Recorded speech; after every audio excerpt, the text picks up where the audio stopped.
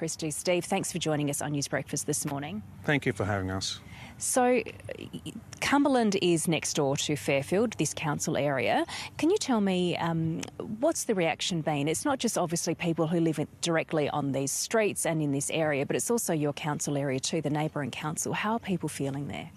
Look, it's fair to say, since it was announced yesterday that this appears to be an act of terrorism, people are very anxious, people are feeling less safe. Flowing on from the tragic events of Bondi Junction over the weekend, people want to know why are we getting such acts of atrocities in our local community, which seem to be popping up more often. You know, often these offenders are being, alleged offenders are being put through the courts, and it's coming out later on through the media that they were often known to police. And the question which I'm being asked is, how come they're being let back out into our communities if they were known to police and they've been through the courts? Yeah, this will no doubt form part of these investigations, as we did learn yesterday that the 16-year-old alleged perpetrator had been accused of a knife crime previously. Can you tell me, what role can local councils play in this, do you think? Look, I think they play a vital role. Councils are your grassroots and closest link to your community. We need to be working hard with community leaders, religious leaders of all faiths, and state and federal MPs, and we really need to get serious about toughening up laws and handing magistrates and judges more powers to deal with known offenders rather than limiting their scope.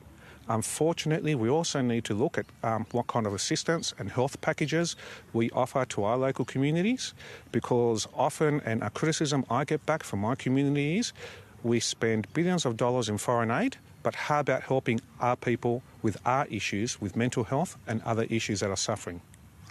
Where to from here for your council area? As I mentioned, it's not Fairfield Council, it's Cumberland, which is neighbouring. But where to from here? What will you be doing as the community continues to deal with this? Look, my focus will be on trying to bring together the community. There's no point in dividing the community. As I said, we've got to acknowledge, and it's very important that we acknowledge, although this was an act of terror, all community leaders, all faith leaders do not condone this behaviour. They've been swift to recognise that nobody condones it. It appears that it was an isolated incident and there wasn't specific groups behind it.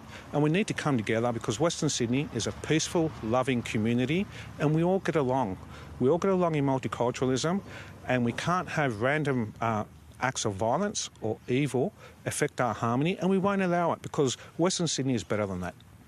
What have people been telling you here about the events of Monday and the aftermath as well? Because we've seen a lot on social media. There's been a lot of criticism of social media platforms as well, but certainly a lot of talk of reprisals, a lot of talk of criticism of other religions. What are community members telling you about that? Look, most people just want peace and harmony. You know, we all live in a multicultural society. There's Christians, Orthodox, Islamic, Hindus. We don't want this mess. We don't want nonsense. You know, to the small minority that want to encourage violence, I say stop it, pull your heads in, because at the end of the day, inflaming tensions in the local community is not on and will not bring a good outcome to Western Sydney. And the majority of Western Sydney, I'd say 98% of it, they're all sweet, loving people and people that just want peace and harmony in all their community. Steve, I know you spoke to me earlier before we were on air about the communities, Cumberland and Fairfield, that there's a lot of crossover and that the community leaders certainly work together. Do you think this will bring you closer together? You'll work even more closely now? It has to. I think it will, and we have to ensure it, because we cannot let these kind of acts of violence define us, and we have to work together regardless of which side of the political fence you sit on. Stop the politics, get real, and unfortunately some elected representatives do need to get real and stop the virtual signalling and sit down and have some tough decisions and conversations made. Steve Christou, Councillor, thank you very much for joining us this morning on News Breakfast.